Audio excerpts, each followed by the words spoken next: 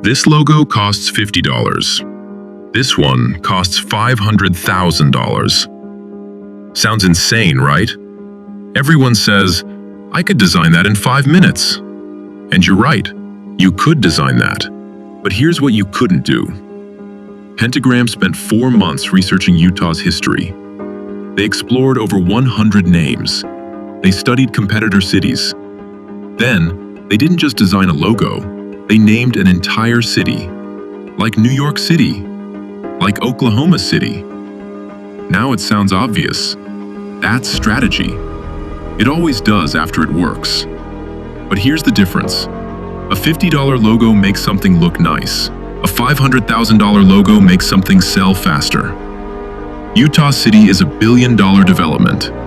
If branding helps it sell just 1% quicker, that's over $10 million in value. So no, you're not paying for a logo. You're paying for results. Are you investing in decoration, or are you investing in strategy? Because your business doesn't need a prettier logo, it needs a smarter one.